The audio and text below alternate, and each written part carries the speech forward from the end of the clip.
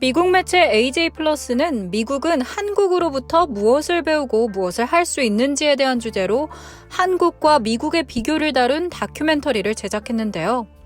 한국과 미국이 같은 날 발생했음에도 어떻게 두 나라가 다른 형태로 진행이 됐고 다른 나라가 하지 못한 한국의 방식은 무엇인지를 소개했습니다. 최초 발생부터 대응 과정, 현재 상황에 대해 한국과 미국을 상세하게 다각도로 비교 분석을 했습니다. 먼저 한국의 초기 대응에 대해 최초 사례자에 대한 역추적부터 시작해 긴급 알람, 보건 당국자들의 하루 2차례 상세한 브리핑 등을 통해 정부와 국민들의 커뮤니케이션이 이루어졌으며 국민들 또한 개인의 위생은 각자의 책임이라는 의식이 있었다고 전했습니다. 이에 반해 미국은 처음 발생 5주 후에 테스트를 시작했으며 The risk to the American people remains very low. 안일했던 대응을 꼬집었습니다. 트럼프 대통령이 고조되고 있는 국가 위기를 계속 경시했으며 트럼프와 보건 담당자 간의 상충된 의견 등의 문제를 지적했습니다.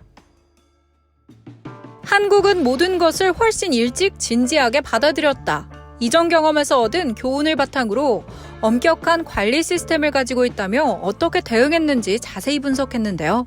이에 반해 미국은 장비와 시설이 부족했다.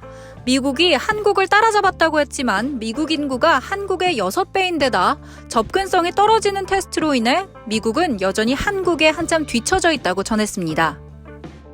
또한 한국은 보다 엄격한 예방 시스템을 통해 사회적 거리 두기, 학교 개학 연기, 마스크 대량 분배, 지하철, 대형마트 같은 공공장소를 매일 소독했다.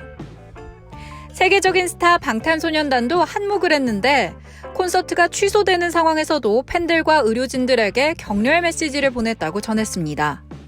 프로그램 마지막 부분에서 전문가의 말을 빌려 미국이나 캐나다의 경우 이러한 한국식 대응이 시민의 자유에 대한 위협과 침해로 보일 수 있기 때문에 부정적으로 볼 것이다. 그러나 한국 국민들은 더욱더 큰 것을 위해 정보를 공유하는 것에 대한 가치를 인정한다. 초기 단계의 위기에서 한국에서의 이런 공공을 위한 접근과 문화는 매우 중요한 부분이다 라고 전했습니다.